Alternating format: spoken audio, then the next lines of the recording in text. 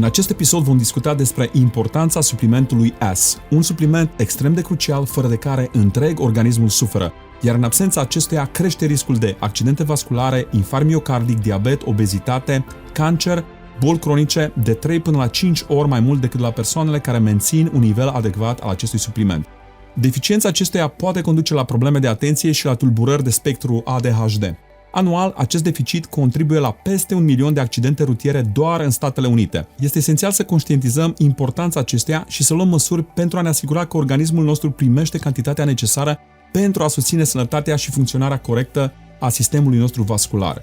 În ultimii 25 de ani am experimentat și eu deficiențe semnificative ale acestuia, ceea ce a contribuit la diverse probleme de sănătate. Sper ca, începând de astăzi, voi reuși să corectez și să suplimentez cât pot de mult această insuficiență și dumneavoastră, aflând astăzi toate aceste informații, să nu repetați greșeala mea. La urma urmei, cele mai importante aspecte ale vieții noastre sunt sănătatea, viața, sufletul și familia.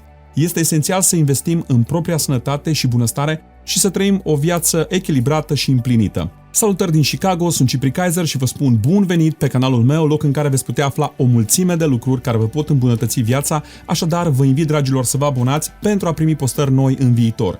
Acum, haideți să vedem care este acest supliment S. Am ales intenționat acest nume pentru a trage un semnal de alarmă mai întâi pentru mine și apoi pentru dumneavoastră. Este vorba de somn și importanța suplimentării organismului cu o odihnă de calitate. În absența unui somn adecvat, vom vedea în acest episod câte probleme de sănătate pot apărea, probleme cu care adesea ajungem la medic și nimeni nu reușește să știe exact cauzele apariției bolii. Eventual, ni se vor prescrie câteva medicamente pe care va trebui să le luăm cu rigurozitate.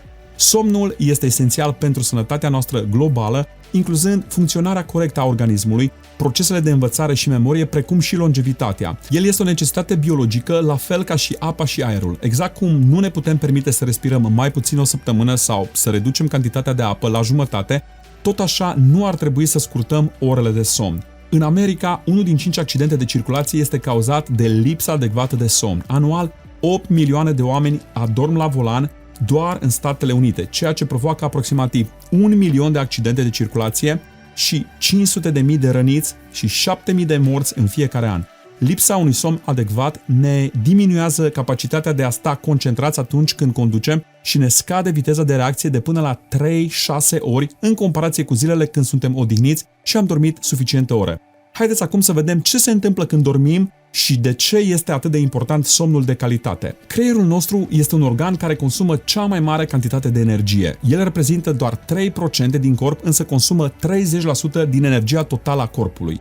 Creierul este practic procesorul corpului care procesează enorm de multe informații și date zilnic, însă tot el este cel care are nevoie de odihnă și recuperare de calitate peste noapte pentru a putea funcționa la parametrii optimi în ziua care urmează. Dacă ajungem să dormim doar 5-6 ore pe noapte și dimineața ne trezim, dar suntem obosiți și bem o cafea pentru a ne trezi, ce credeți? Poate această cafea să înlocuiască orele lipsă de somn? Nici de cum! Somnul este important pentru menținerea focalizării atenției și a stării de alertă. Este bine știut faptul că dacă copiii atunci când sunt mici nu au un număr adecvat de ore de somn și mergem cu ei la cineva în vizită, aceștia vor fi mofturoși, plângăcioși și nimic nu le va fi pe plac și ne vom scuza spunând că se comportă în felul în care se comportă pentru că nu au dormit bine. Avem studii care arată că școlarii, dacă nu dorm suficiente ore în timpul nopții, nu vor putea să se concentreze și să rețină informația pe care o primesc la școală. Când Sara, prima noastră fetiță, a început să meargă la școală și am avut prima întâlnire cu învățătoarea, la întrebarea despre cum să ne pregătim copiii pentru prima zi de școală, învățătoarea ne-a răspuns în felul următor: asigurați-vă că dorm suficiente ore peste noapte și se vor trezi odihniți înainte de școală. Altfel, va fi greu să lucrăm împreună, atât pentru mine ca și învățătoare, cât și pentru elevi. Cum ne putem da seama când un copil a dormit suficient? În primul rând, dacă se poate trezi singur, fără să tragem de el 3-5 minute și fără să tot amâne, înseamnă că s-a odihnit suficient. Dacă este prezent, activ și nu pe jumătate a dormit cu ochii închiși, în timp ce noi îi dăm hainele, înseamnă că a dormit suficient. Somnul este foarte important pentru a menține capacitatea de memorare, iar fără o calitate adecvată de somn vom observa că începem să uităm o mulțime de lucruri, fiindcă somnul joacă un rol important pentru consolidarea memoriei.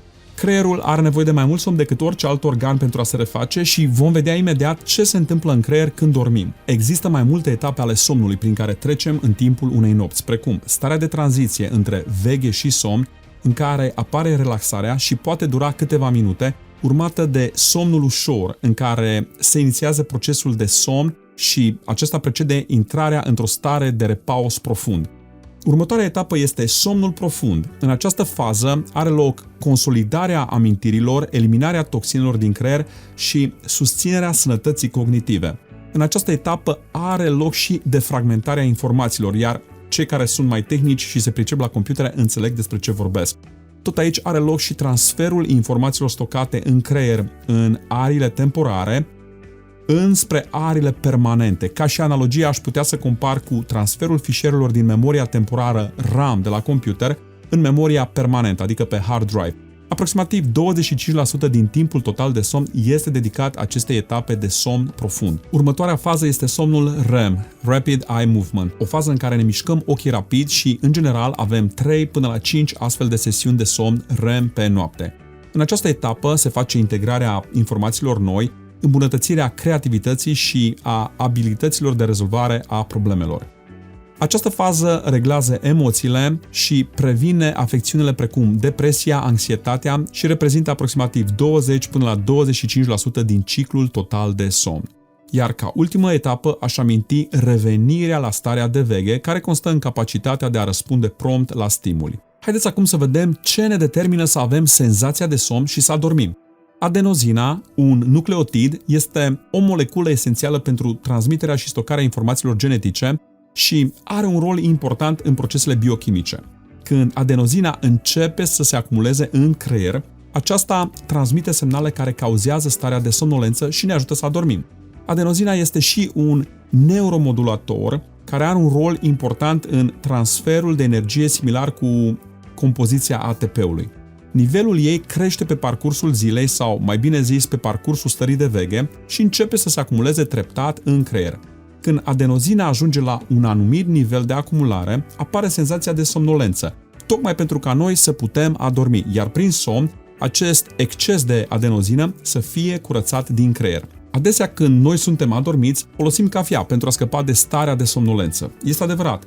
Cofeina blochează receptorii de adenozină temporar, însă procesul de curățare a adenozinei din creier nu are loc și aceasta continuă să se acumuleze în creier, motiv pentru care atunci când efectul cofeinei dispare, avem acel coffee crash, adică o stare exagerată de somnolență. Mulți oameni dimineața resimt o stare de oboseală și parcă nu pot să funcționeze normal până nu beau o cană de cafea. Totuși, nu este ideal să mascăm necesitățile corpului și carențele de somn cu o cană de cafea, blocând transmiterea de adenosină.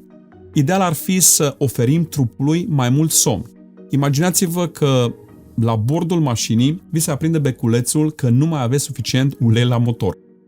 Și în loc să completați cu mai mult ulei, alegeți să deconectați firul legat de acel beculeț indicator și astfel să nu mai vedeți reala problemă.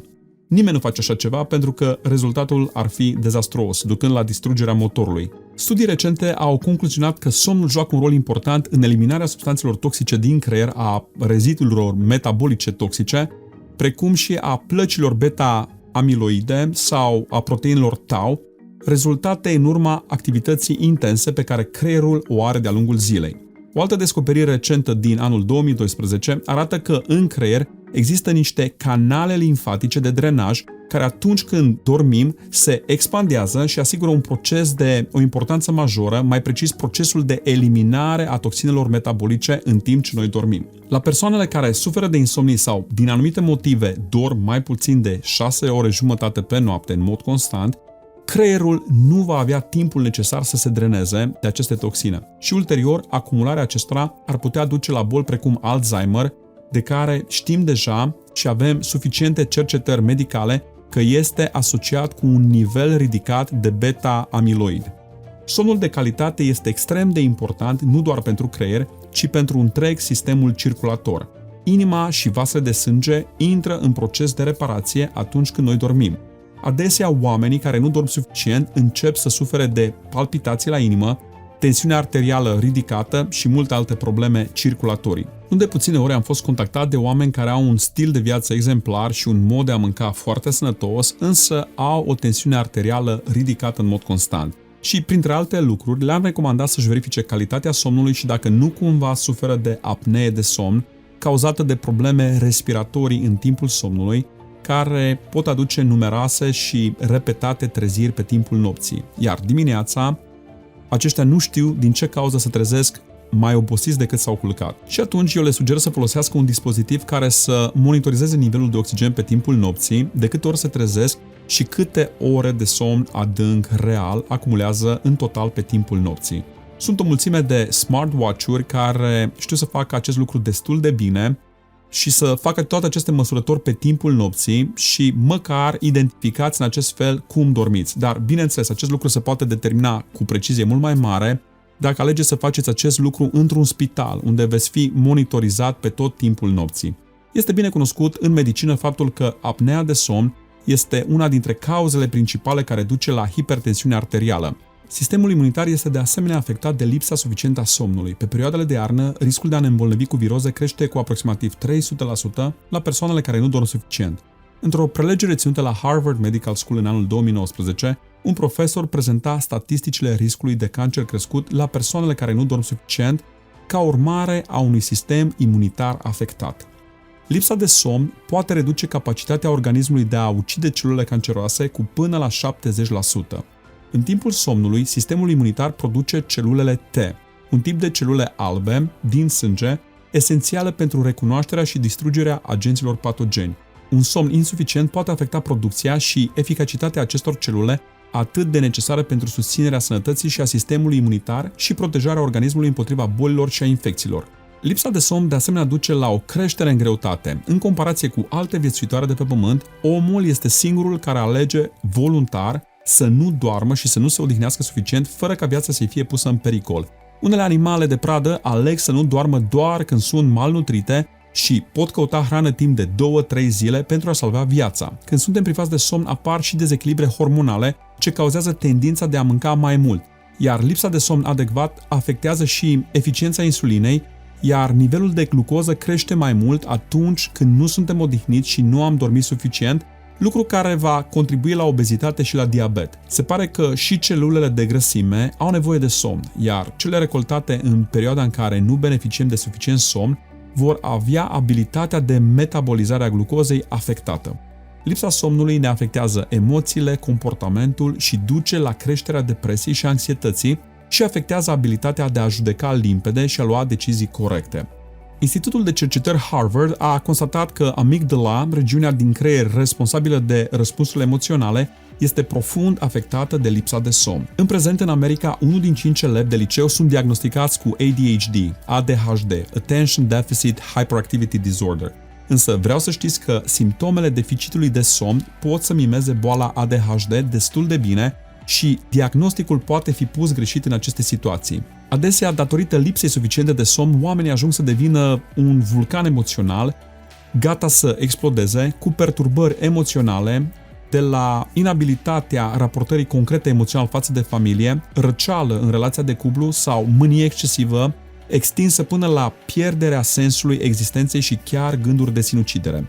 Sunt studii care au arătat că oamenii care dorm 7 ore pe noapte sunt mult mai atractivi și mult mai apreciați în relațiile sociale decât cei care nu dorm suficient. O mare parte din cei care practică atletism ca și profesie știu că o săptămână în care au dormit în mod constant doar 5 ore pe noapte le va reduce nivelul testosteronului la nivelul pe care îl are un băiat la vârsta de 10 ani. Insomnia și apnea de somn obstructivă sunt cele mai des întâlnite probleme care perturbă somnul, afectând 1 din 3 bărbați și 1 din 6 femei. Cei de la Harvard spun că sleep apnea crește riscul de atac de cord cu 420% și accelerează apariția bolii Alzheimer cu 5 ani mai devreme decât în cazul celor care nu suferă de sleep apnea.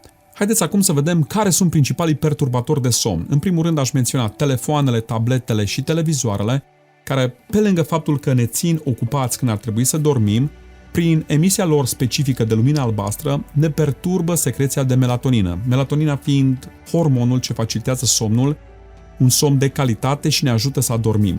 Cofeina are efect timp de aproximativ 6-9 ore și, consumată după ora 6 seara, menține oamenii treji pe timpul nopții. Iar acum am să vă spun ce lucruri au o importanță majoră atunci când vorbim de calitatea somnului. În primul rând, aș menționa durata somnului. Majoritatea oamenilor au nevoie de 7-8 ore de somn. În al doilea rând, aș menționa importanța de a fi constanți, riguroși vis-a-vis de ora la care ne punem la somn. Perturbările acestei ore cauzează dereglări în ritmul circadian și dereglări în buna funcționare a organismului.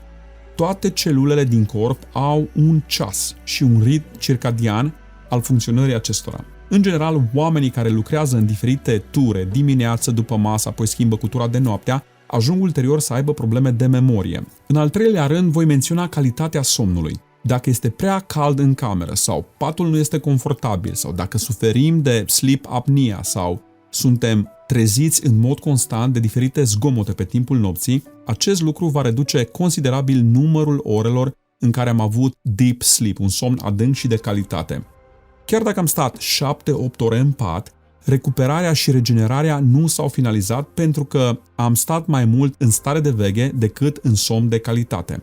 Profesorul Robert Steed Gould de la Harvard afirma că șoarecii de laborator care nu sunt lăsați să doarmă timp de 2 săptămâni mor. S-a făcut un alt studiu experimental tot la Harvard pe studenți care au dormit doar 4 ore pe noapte, de la 1 noaptea până la 5 dimineața, timp de 5 zile.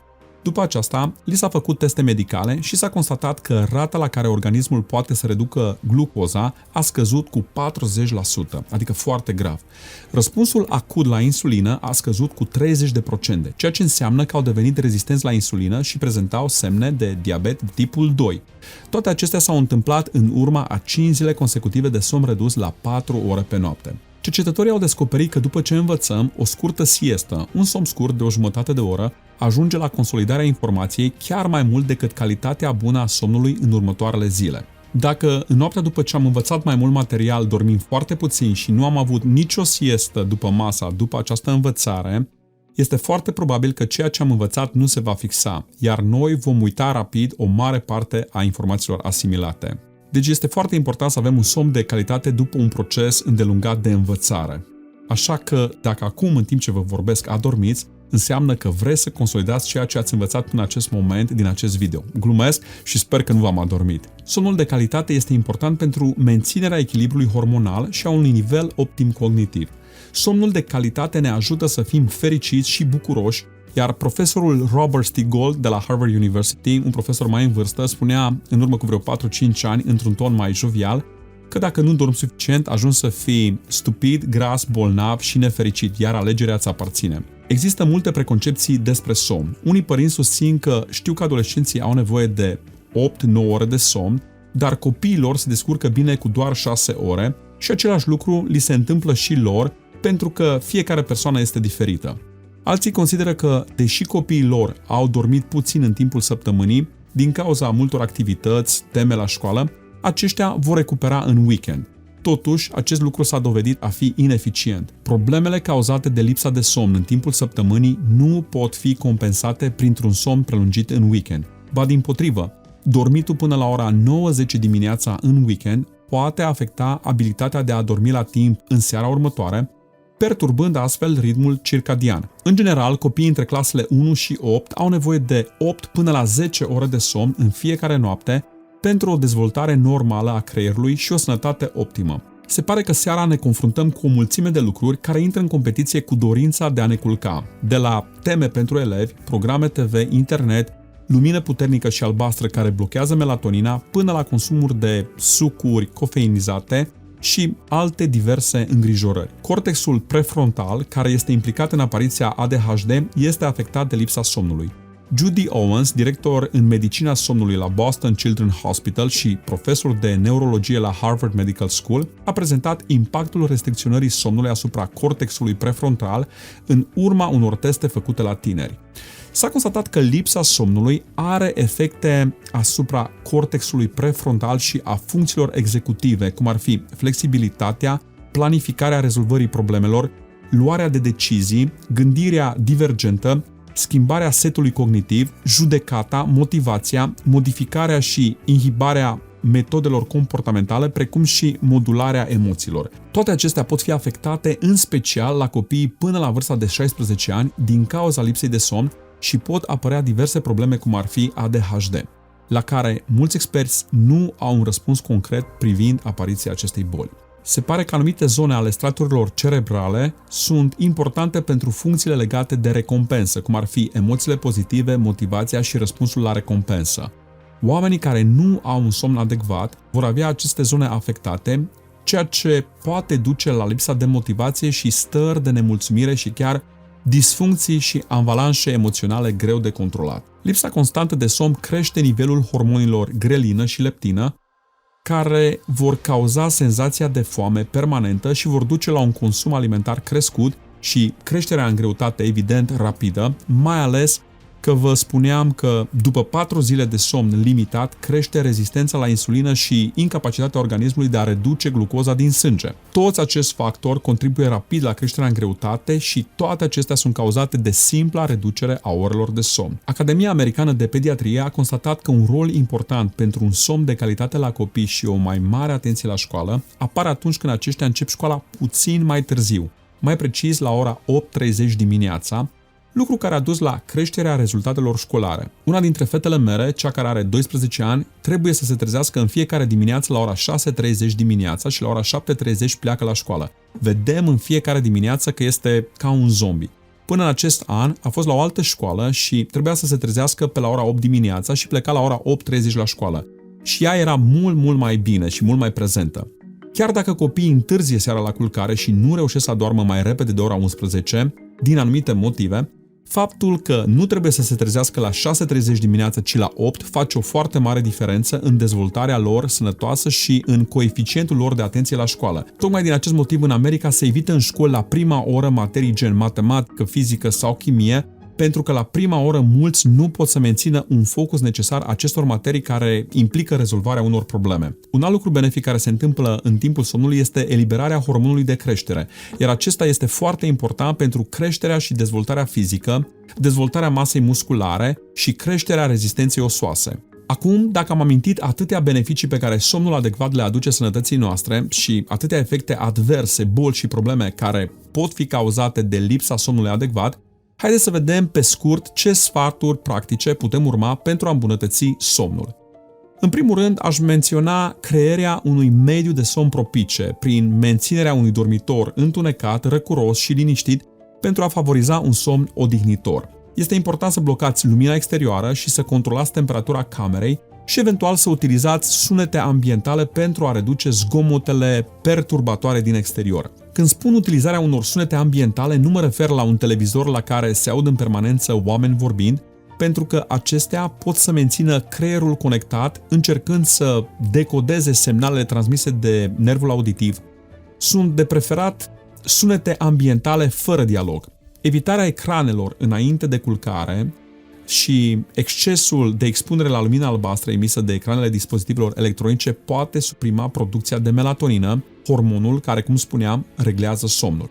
Este recomandat să evitați ecranele cu cel puțin o oră înainte de culcare. Menținerea unei rutine de somn constante, stabilirea unor ore regulate de culcare sau de trezire, inclusiv în zilele libere, contribuie la stabilirea ritmului circadian și la îmbunătățirea calității somnului. Va trebui evitat consumul de stimulante înainte de culcare, precum cafeaua, ciocolată, nicotină, care pot afecta calitatea somnului negativ, așa că trebuie să le evităm cu câteva ore înainte de culcare. Exercițiile fizice regulate ajută la îmbunătățirea calității somnului, dar trebuie evitate cu cel puțin 2 ore înainte de culcare, deoarece pot stimula sistemul nervos și pot afecta adormirea. Există câteva substanțe naturale care pot îmbunătăți calitatea somnului, precum melatonina, pe care am amintit-o de mai multe ori, care este un hormon natural ce reglează ciclul somn-veche, iar suplimentarea cu melatonină poate ajuta la reglarea somnului.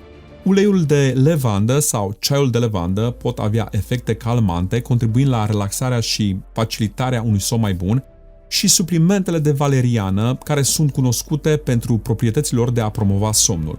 Magneziul este de asemenea un mineral esențial care poate ajuta la relaxarea musculară și poate avea efecte pozitive asupra somnului prin relaxare. Teanina, găsită în mod natural în ceaiul verde, poate avea efecte relaxante și contribuie la îmbunătățirea calității somnului. Un alt supliment bun ar fi 5-HTP, acesta fiind un aminoacid care este un precursor al serotoninei și acesta poate ajuta la îmbunătățirea stării de spirit și a somnului. Este important să menționez că înainte de a apela la oricare din aceste suplimente, este crucial să adoptăm un stil de viață sănătos și să avem o rutină regulată de somn. Suplimentele ne pot fi de folos uneori când, din anumite motive justificate, ne-am dereglat ritmul circadian, însă, pe termen lung, trebuie să abordăm cât se poate de serios somnul și să nu-l neglijăm. Dumnezeu a lăsat viața omului să fie de maxim 120 de ani, conform Geneza 6:3, iar prin alimentație neadecvată și lipsă corespunzătoare de odihnă, ne autosabotăm, dacă pot să spun așa, și ne reducem constant acest aset atât de valoros pe care îl avem. Sper că toate aceste informații și studiul pe care l-am făcut pe acest subiect să fie de real folos la cât mai mulți oameni și mai ales pentru copiii noștri pe care Dumnezeu ne-a încredințat pentru o vreme. Fie ca ei să beneficieze din plin de ceea ce am învățat noi astăzi și astfel împreună să fim mai sănătoși, plini de viață și energie.